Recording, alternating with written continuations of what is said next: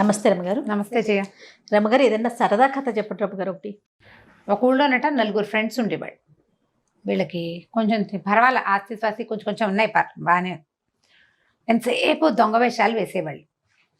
ఎవరో ఒకళ్ళని మోసం చేయటం, దారే పోయే వాళ్ళని బోల్తా కొట్టించడం, ఎవరినైనా కొంచెం చిన్నగా నాటకం ఆడి వాళ్ళ డబ్బులు లాగేయటం, పేకాటాన్ని మొదలుపెట్టి చివరికి పెద్ద పెద్ద పందాలు పెట్టించి అవతల వాడి డబ్బంతా ఊడగొట్టేయటం, ఇలాంటివి చాలా చేసేవాళ్ళు. ఆ ఊళ్ళో వాళ్ళంతా బాబోయ్ వీళ్ళతో పడలేని రా అనుకునేవాళ్ళు.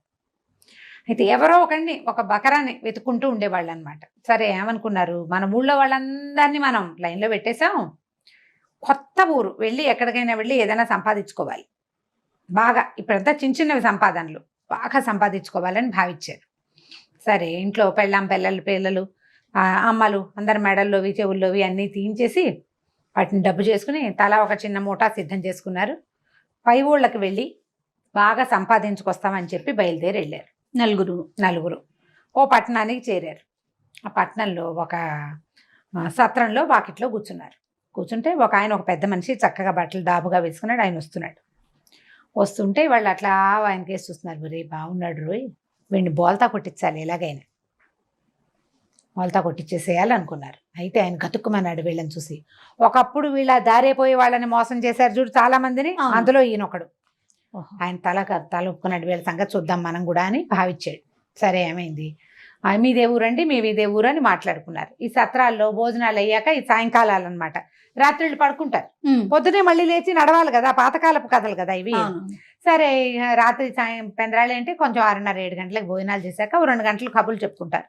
అంతా ఓ చోట చేరితే మీదే ఊరు ఇవి ఏవో మాట్లాడుకున్నాక కాలక్షేపం కావటం లేదు, ఏవైనా వెరైటీగా కథలు చెప్పుకుందామా, మనం పందెం వేసుకుంటే బాగుంటుంది, కథలు కాకుండా పందాలు అన్నారు. ఈయన అన్నాడు, అలాగేనండి, ఏ పందానికైనా నేను రెడీ అన్నాడు. అన్నాక ఏమన్నారు, ఇప్పుడు పందెం వేసుకున్నాం, మీరు నేను పందెం వేసుకుంటే మధ్యవర్తి ఒకడు ఉండద్దు అన్నారు. సరే, ఆ సత్రం యజమాని ఆ ఊరి మున్సబు కూడా, వీళ్ళు ఏ ఊరైతే వెళ్ళారో ఆ ఊరి మున్సబు ఆయన సత్రం అధికారి అనమాట. ఆయన పెడదాము మధ్యవర్తిగానే ఆయన కూర్చోబెట్టారు. వీళ్ళు నలుగురు ఏం చెప్పారంటే, ఒకటి చెప్పాడు, మేము నలుగురు 4 కథలు చెప్తాం,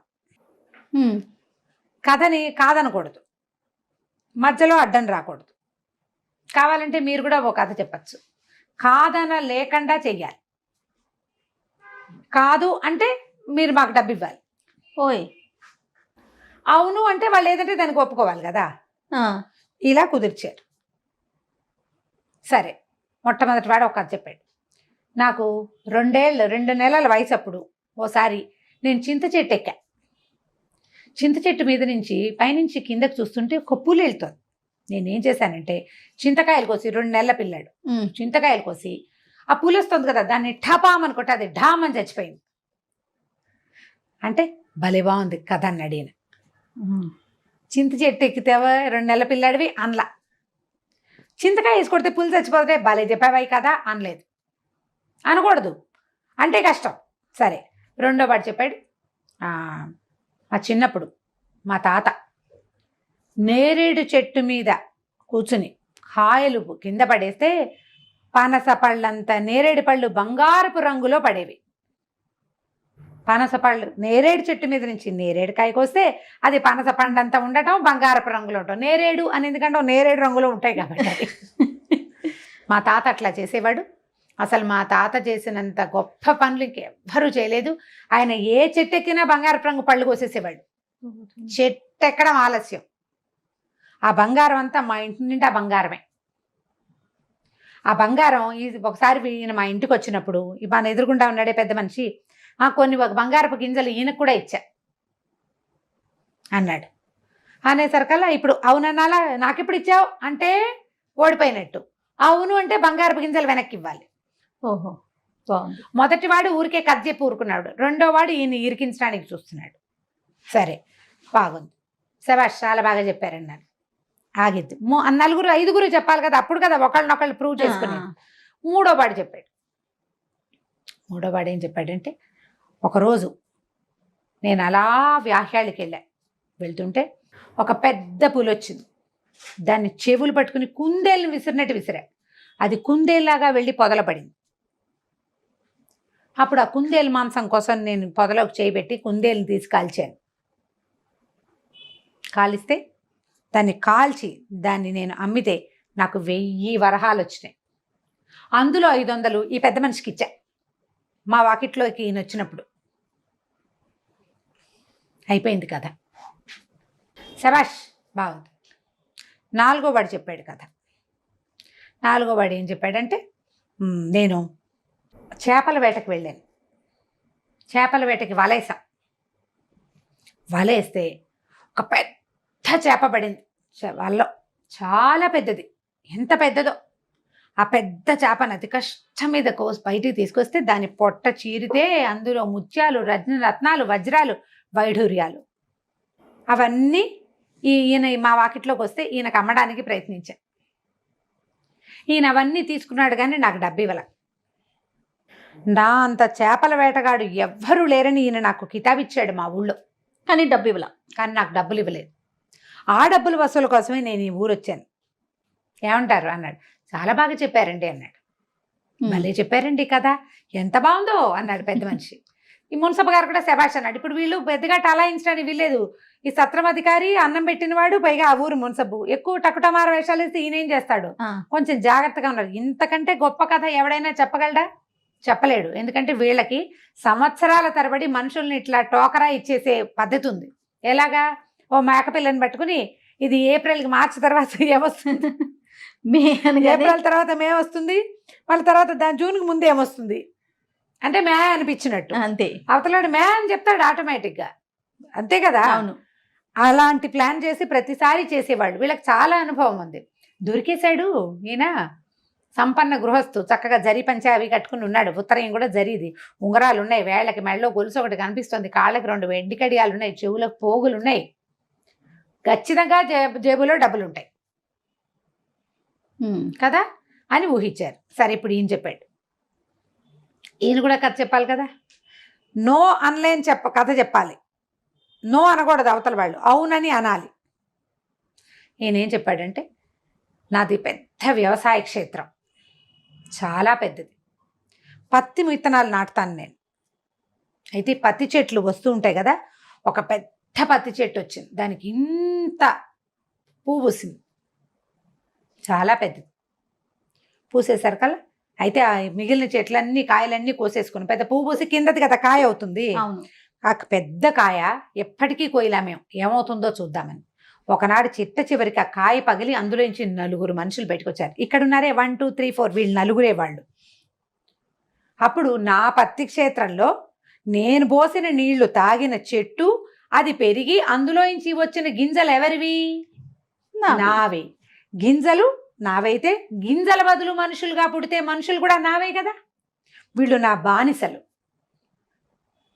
వీళ్ళేం చేశారు? వ్యవసాయ క్షేత్రంలో పనిచేస్తూనే మా ఇంట్లోంచి డబ్బు దశకం అన్నీ ఎత్తుకుని పారిపోయారు, బానిసత్వం మానేసి. వీళ్ళ జేబుల్లో ఆ డబ్బులున్నాయి. నేను వీళ్ళని వెతుక్కుంటూనే ఇక్కడికి వచ్చా.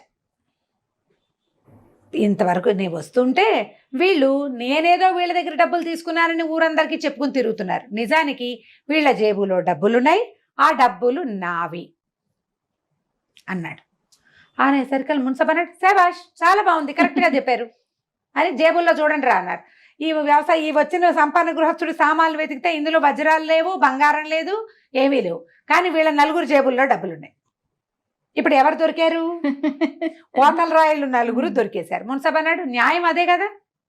ఇప్పుడు కాదనకూడదు కథ, అవునని ఒప్పుకోవాలి. అవునని ఒప్పుకోవడానికి సాక్ష్యం కూడా పెద్ద మనిషి చూపించాడు కదా. అంతే. సాక్ష్యం ప్రకారం ఏం చేయాలి? మీరు 4 ఆయనతో వెళ్తారా, జేబుల్లో డబ్బులు తీసిస్తారా? వస్తే 4 తీసుకెళ్లి వ్యవసాయ క్షేత్రంలో పని చేయించుకుంటా, లేదా నా డబ్బులు నాకు ఇప్పించాలి. ఏం చేయలేకపోయారు, డబ్బులు తీసి ఇచ్చేశారు. ఇచ్చాక ఆయన ఏమన్నాడంటే, వీళ్ళు ఇలాంటి పనులే చేస్తారు కాబట్టి ఈ ఊళ్ళోంచి బయటికి కదలనివ్వకూడదు, ఎవరినైనా మోసం చేస్తారు కాబట్టి ఈ 4 ఈ ఊళ్ళోనే ఏదైనా పని చేయించేలాగా చేయండి. మున్సబ్ అంటే ఇప్పుడు గ్రామం తాలూకు పనులన్నీ చేయించుకుంటారు కదా, గవర్నమెంట్ పనులు. వీళ్ళు 4 ఏదో చిన్నదో రుణమో పణమో ముట్ట తెప్పి గ్రామాధికారి కింద పనిచేసే పనిలో పెట్టండి, ఇతరులతోటి మాట్లాడే అవకాశం ఇవ్వద్దు, వీళ్ళు మిగిలిన వాళ్ళు కూడా చెడగొడతాడని చెప్పాడు ఆయన. చాలా కరెక్ట్గా కుదిరింది కదా. దాంతో ఆ గ్రామాధికారి ఏమన్నాడు, అయ్యా మీరు రేపు పొద్దున వెళ్ళిపోండి, వీళ్ళని మా ఊళ్ళోనే కట్టేస్తాం, వీళ్ళు ఇక్కడ పని చేయాల్సిందే, సంవత్సరం పాటు పనిచేస్తే గానీ వీళ్ళని వెళ్ళనివ్వద్దని చెప్పి వెళ్ళిపోయాడు ఆయన. ఏడాది పాటు ఒళ్ళొంచి ఇక్కడ పనిచేశాక వాళ్ళు ఈ కోతల రాయిళ్ళుగా ఉండకూడదని కష్టార్జితం మనం కష్టపడి 10 రూపాయలు సంపాదిస్తే ఈ 10 ఎవడైనా కొట్టేస్తే ఎంత నొప్పి ఎంత కష్టంగా ఉంటుందో వాళ్ళకి తెలిసింది. ఎంతమందివో కష్టార్జితాలు కొట్టేశారు సరదాగా నవ్వుతూ. కాదయ్య మనకు చూడు ఎప్పుడును మన నొప్పి చాలా పెద్దది. అవునండి. ఎదుటివాడి కష్టం చాలా సింపుల్. పక్కవాడి 100 రూపాయలు చాలా సింపుల్ గా కొట్టేస్తాం. మనది 10 రూపాయలు పోతే గానీ ఆ నొప్పి ఏమిటో తెలియదు మనకి. మన దాకా వస్తే కదా తెలిసేది. ఎవరో డాక్టర్ గారు చెప్పారు, ఇన్ని కంతులు కోసాను నాకు అంతంత నొప్పి ఇంకోటి అది లేదని. అందరి కంతులు కోసేటప్పుడు వాడమ్మో కుయ్యముర్రం అంటాడు అని కాయల్ని కట్ చేస్తుంటే. నీ సొంత కంతి కోసినప్పుడు కదా నీకు నొప్పి తెలిసేది. అవును కదా. ఎవరినైనా మోసం చేసే సైబర్ క్రైమ్స్ అవి ఎన్ని జరుగుతున్నాయి. వాళ్ళు ఎవ్వరు కష్టపడి సంపాదించే వాళ్ళు కాదు, వెధవలు, పారాసైట్స్, పురుగులు, అంతే కదా. చెట్ల మీద వాటి మీద పడి బతుకుతూ ఉంటాయి. నక్కలు, తోడేళ్ళు, హైనాలు అవి కూడా అంతే పారాసైట్స్. ఏనుగులు వాటిని సింహాలు చంపేస్తే ఆ మిగిలిన ఆహారాన్ని తినేవి ఆ జాతి పారాసైట్స్. పరాన్న భొక్కులు, పక్కవాడు సంపాదించుకుని దాన్ని తినడం అంతే. వీళ్ళకి తన సొంతంగా కష్టపడి సంపాదిస్తే ఆ డబ్బు పోతే కదా నీకు నొప్పి తెలిసేది. సొంతంగా కష్టాలు గిష్టాలు ఏముండవు. ఇలాగే పోచుకోలు రాయిళ్ళంతా కోతల రాయిళ్ళు లాగా ఉండి పెద్ద చక్కగా జరిగింది కదా శాస్తి. వీళ్ళకి ప్రతివాడికి శాస్తి జరుగుతుందా? జరగకపోతుంది. ఎప్పుడో జరిగితే జరుగుతుంది. ఆ జరిగేది ఏమిటి? నువ్వు జైలు శిక్షో మరణమో సంభవిస్తుంది అంతే. నీలాంటి వాడే నిన్ను మోసం చేస్తాడు. తాడిని దన్నేవాడు ఉంటే వాడు తలని ఇంకోటి అంతాడు అంతే. అంతేగా నువ్వు నన్ను మోసం చేస్తే ఏమిటి? అదేగా చెప్తారు కదా, జయ పొట్టివాడిని పొడుగువాడు కొడితే పొడుగువాడిని పోచమ్మ కొడుతుంది అంటారు. ఇది ఇక్కడ మన తెలంగాణ సామెత. మన వైపు ఆంధ్రలో ఏం చెప్తారంటే, ఊరివారి బిడ్డని రాచవారి బిడ్డ కొడితే, నగరివారి బిడ్డ కొడితే నగరివాడిని నారాయణుడు కొడతాడు. భగవంతుడు వేస్తాడు శిక్ష.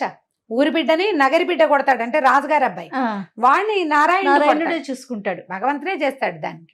కాబట్టి ఇలా పోచుకోలు రాయిళ్ళుగా ఉండొద్దు. ఈ రోజుల్లో కుర్రాళ్ళు పనులు చేసుకొని చక్కగా మంచిగా పని చేసుకుని కష్టపడి పక్కవాడు సంపాదించుకున్న దాన్ని లాక్కోవటం తెలివి కాదు. అది పారాసైట్స్ గా బిహేవ్ చేయటం, పరాన్న భొక్కులుగా ప్రవర్తించడం ఎంత బ్యాడ్ ప్రాక్టీసో. వాళ్ళని కల్లా తల్లిదండ్రులకి ఎంత చెడ్డ పేరో దానివల్ల పాపం కదా.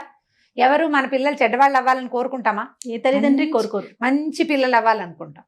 ఇలా దుర్మార్గులుగా ప్రవర్తిస్తే ఎట్లా మరి? చూడు కథ ఎంత బాగుందో కదా. కథ బాగుంది. తెలుగులో ఉన్న అన్ని తిట్లు తిట్టారు మీరు. నిజం రామ్ గారు కదా. నిజంగా పిల్లలకి చెప్పాల్సిన కథ చాలా బాగుందండి. నమస్తే. నమస్తే.